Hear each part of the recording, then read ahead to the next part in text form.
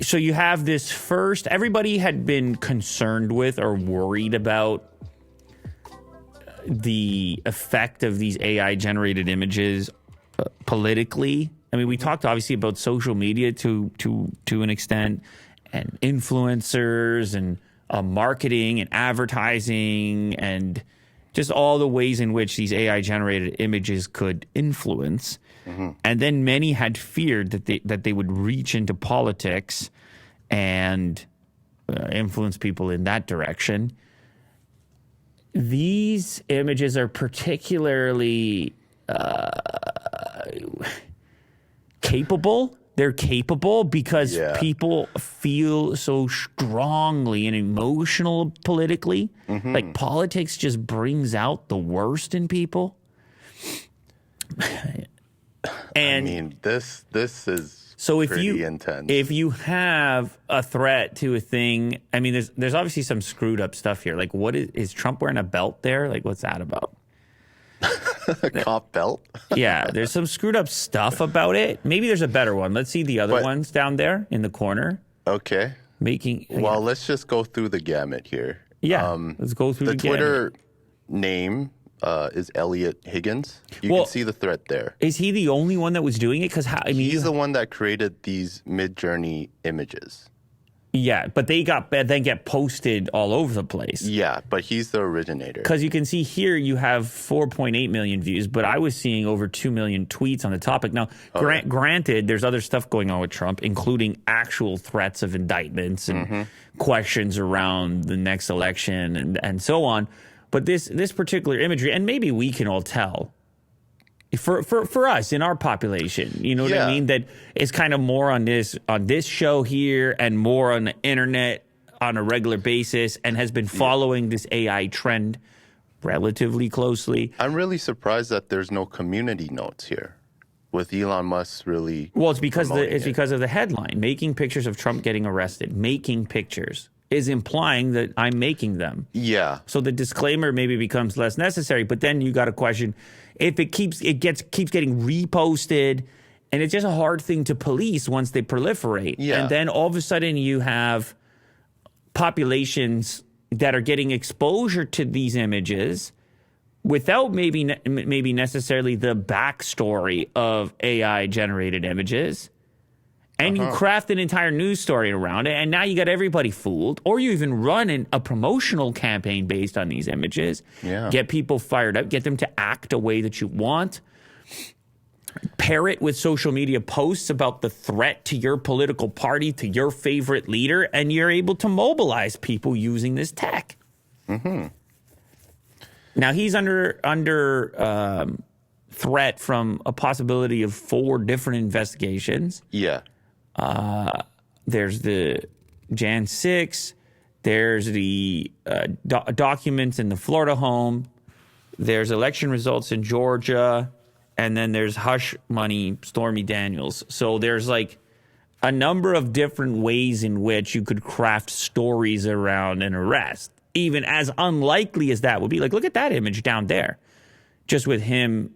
This is just him but he's not handcuffed, and it looks like he's touring the place. Yeah. And the face is messed up. But But if you're looking on the phone and you're seeing these images and the phone's small and they're kind of like thumbnails, you can easily misconstrue it as Trump is in jail. Well, listen, unless you get the broader context. But a big part of it is it's like any con.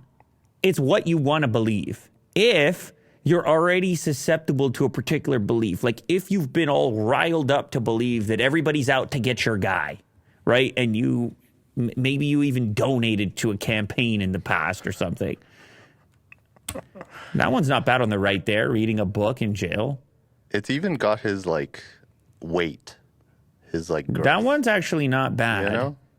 But for some reason, the photo is too good quality. Like, in other words... Like the press. I feel like the initial photos that would come out about an apprehension like this would not... Yeah. Just hanging out. Like this is another odd one, right? So there's and then there's some that are just really bad. But as these systems improve, you have to basically, like, these are jokes and they're having fun with it. But as these systems improve, you basically have to imagine, you have to project to how they could be utilized to influence and how they could be a part of a con and how media literate the general public's going to have to be. And I said already, guys like you and I, whatever, we're immersed in this space, and I don't think we're going to believe anything. But other generations that are targeted specifically for the fact that they may not have a lot of information in this space, and they can be targeted very easily, they may be willing to modify their behaviors based on exposure to this type of content. Of course.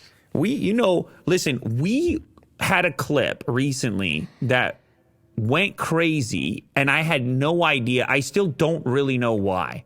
Which one? It's a $2 bill clip. It didn't go crazy, but it didn't. It was just a little bit off. Okay. In terms of the performance of it. It was something, watch out for $2 bills, right? 326,000 views in a day. Okay, that's a little bit strange for that topic. Would you not agree? Yeah. And it was really a nothing story. It's just collecting your $2 bills. It was exchange them the for value of $2 bills, that your $2 bills might be worth something. Well, guess what's wonky about that particular clip? The demographic that's watching it, 65 plus. Really? 65 plus. And external sources. Oh. I don't know which websites specifically, and particularly as well, Google search has been bringing 65-year-olds to our channel because of this $2 bill story. Oh, yeah, that's strange. And it made me realize, man, there are completely different demographics and groups of people on the internet that have this kind of, and I mean, I already knew this, but they really have an exclusive experience, including people who are here. Like, we have our own version of that exclusive experience. We try to have as a wide breadth of content and coverage in order to try to move out of that hyper-focused grouping, because there is other stuff going on, and you can have some pretty tremendous blind spots out there. And the effectiveness of these persuasion tactics depends on just how honed in to only your things you are. If you're not kind of seeking out this breadth, if you're not seeking out these alternative viewpoints, if you're not seeking out alternative content, if you're not seeking out, if you don't have a willingness to expose yourself to other groups and other conversations, you end up a little bit blind in that sense. And it's dangerous. It's dangerous because you're susceptible. You're susceptible to the forces of those that would aim to influence you because you're too isolated. And in isolation, you're more fragile in isolation. The rules of your isolation are known. Like, I don't know, there's all this evidence and analytics and things that you can look at that seem to indicate that this is happening extremely frequently with the abundance of content and niches and viewpoints and social medias and so forth, and the data extraction that's going on, that this consistent and constant fine-tuning is increasing. And you're having to find alternate ways. Like, you have to alter your behaviors. You have to have agency to go out and step outside the comfort zone and say, I'm going to go to this other source or that other source, or I'm not going to solely rely on one social media, or I'm not only going to like posts that are in line with my own personal beliefs, or I'm not going to only, because you're constantly training the algorithm on how to treat you, and you're constantly training the algorithm for how advertisers and eventual promoters might reach to you directly because of the evidence you provided that you are personally susceptible because of what you fed into it. You trained it on how to get to you. Yeah. And in this case, a lot of it's due to negative stories, drama, that are the most impactful. So that's why I don't watch the news, because it's always negative. It's drawing eyeballs. And it sucks. I don't want to feel terrible after watching like the nightly news or something. Yeah, but what you end up creating is a massive gap between generations. Yeah. Where old people and young people live in completely different universes. Now, they always have, to an extent, they always have, but on the internet, it's amplified, where there are multiple realities and multiple truths. Well, an endless number of truths, and a lack of interface between demographics because of the ways in which those demographics are segregated and targeted specifically in order to craft realities that are exclusive to those demographics. So you can't even interface, because when you see those people, you're living in two completely different worlds. And you're like, I don't know, the weather's nice. And they're like, yeah. And then they want to talk about how Trump got arrested, and you want to explain how Midjourney works. And it's just that there is a lack of interface. Or another flip on that, they may, that demographic may want to describe the value in something that is inconceivable to a new group whose exposure and the marketing and so forth has told them a different story, a different truth. Yeah, I agree with you. I think like looking at least on the internet, looking at different sources, different media outlets, different websites is important. I think it's important to really, take a step back and figure out, okay, is this reliable? Can I get more insight from it and whatnot? But yeah, like even in my learnings of like looking for news for this show, most of the time it's trying to figure out like what's the most credible source or what's the most informative website. I mean, there's so many websites talking about Trump right now. It's like, what is the one that I can rely on so we can spread the right news, that's not super biased. So, yeah. Well, I don't think that's possible.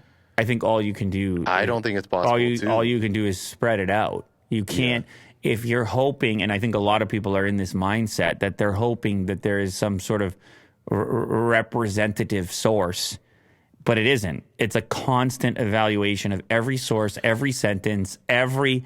Like the other day when whatever website it was and put the... What was it? A cat that looked like a snake. Yeah. Right?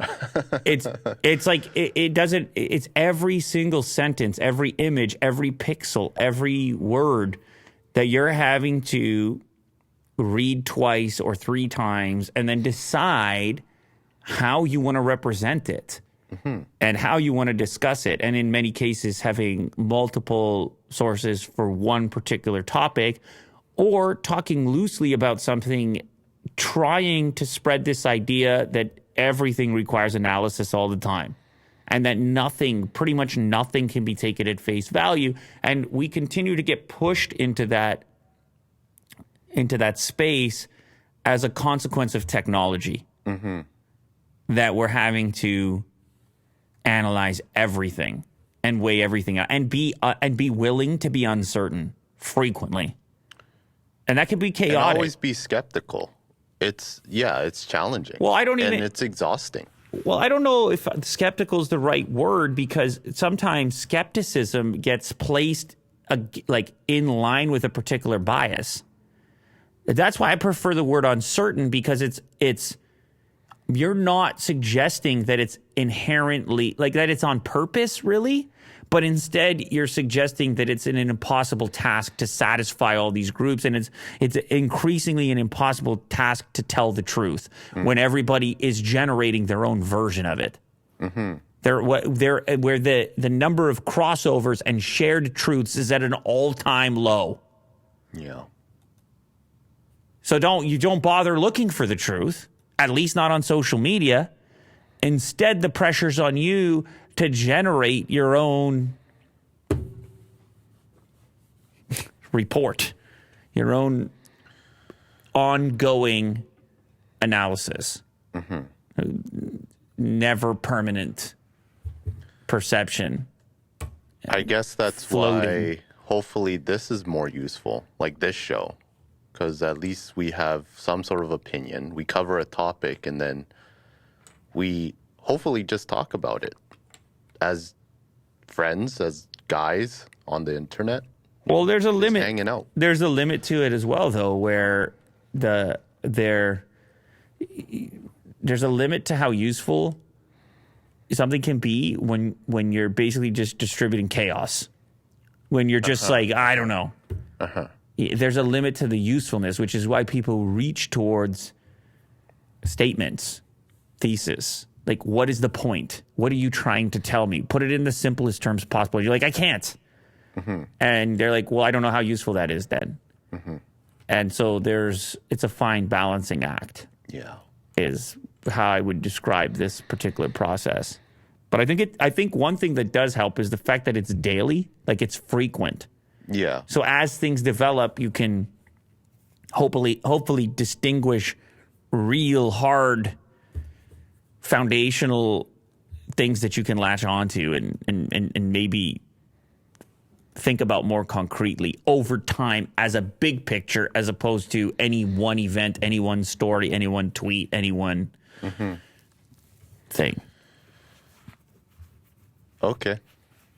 Are you done with the Trump thing? Is there anything else you want to cover?